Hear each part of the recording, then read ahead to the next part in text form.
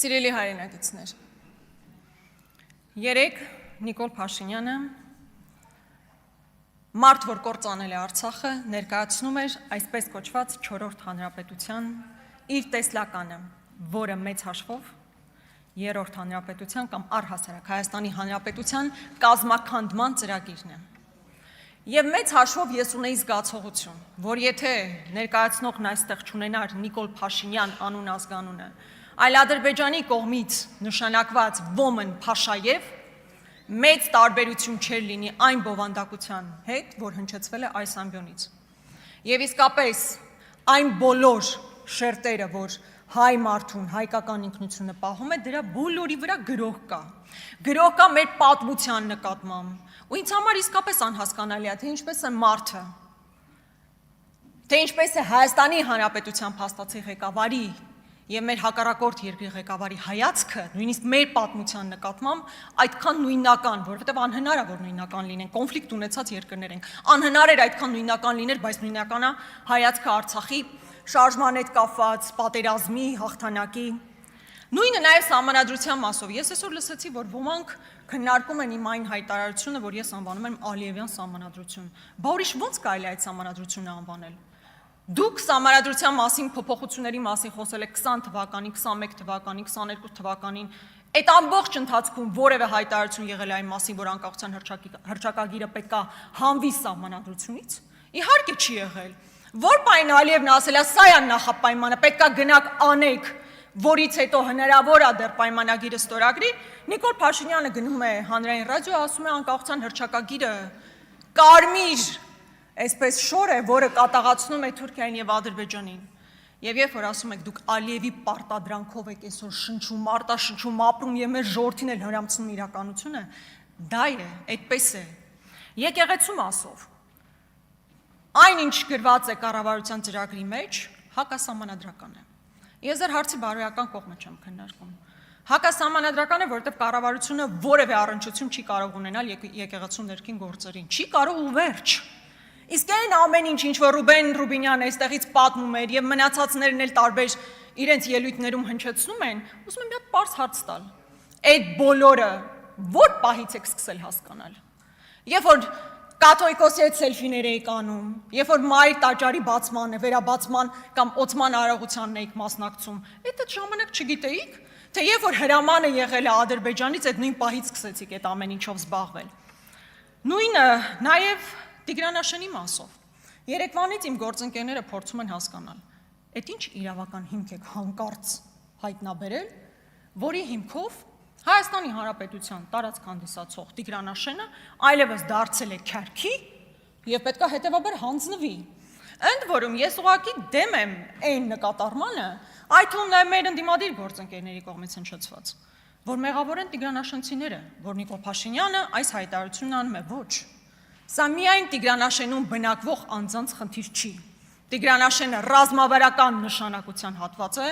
մեծ համար ռազմավարական նշանակության եւ ուղղակի հանձնումը բերելու է Հայաստանի Հանրապետության ավելի շրջափակմանը։ Եվ այստեղ իհարկե ես շատ ավելի կուզենայի բանակում տիրող բարքերի մասին խոսել։ Երեք հերթական մահն է արձանագրվել բանակում, բայց այս մարդիկ փոխանակ իրական խնդիրներով զբաղվեն,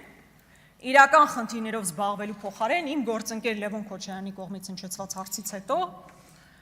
բարկացել է, Նաջարյանը բարկացել է։ Եվ հրահանգ է իջացրել, որ գնացեք, պետք է բոլորը նստեն։ Եվ այդ հրահանգը շատ ուղիղ է հնչում, այնպես չէ, որ սենց ձևականություններ են ուզում անեն, ձևը ուզում են պահեն, չէ, ուղիղ հնչեցվում է հրահանգ, որ պետք է գնալ այս մարդկանց տուն, մտնել իրենց տները, կալանավորել, ձերբակալել։ Եվ ինչն է ամենամեծ ողբերգությունը,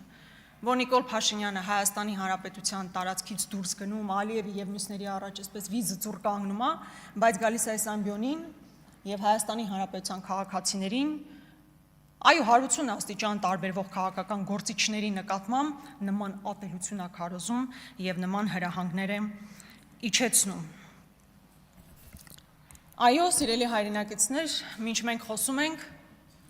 ձերբակալվել է Հայաստանի Հանրապետության երկրորդ նախագահան, նրա որդին եւ նաեւ եւ նաեւ հիմա գործողություններ են քննչական ինչից այդպես զարմացաք։ Ես փաստի արձանագրում եմ անում, ինչն էր այդքան հուզական այդքանի մեջ։ Մի հուզվեք։ Տիկին Գրիգորյան, մի վիճեք դահլիճի հետ, չենք զարմացել։ Այո։ Սիրելի հայրենակիցներ, այս կալանավորումը մի ընդհատեք, հա։ Այս կալանավորումը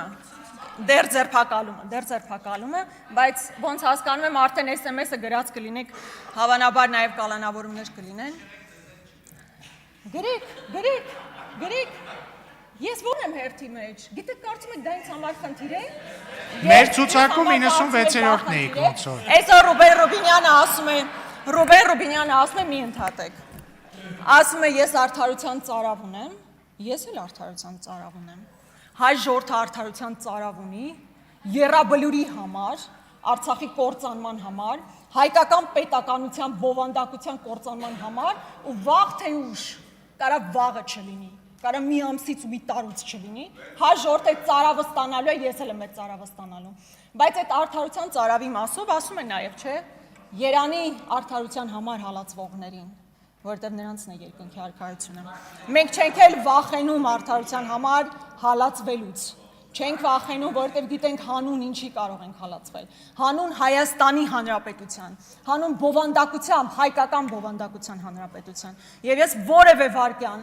եւ մեր քաղաքական թիմը չի վարանելու այդ հալածանքներից, ետ չի կանգնելու։ Ես ուղղակի ուզում եմ, որ դուք դա իմանաք։ Սիրելի հայրենակիցներ, իսկապես սա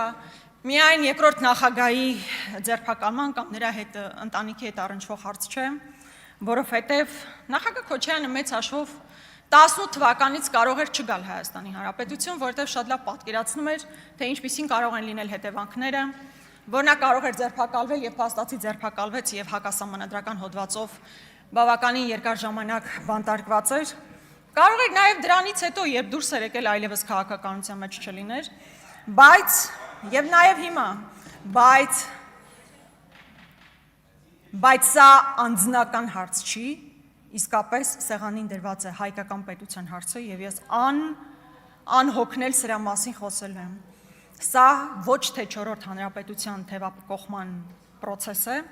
այլ հայկական պետականության, հայկական բովանդակության պետականության կազմաքանդման process է։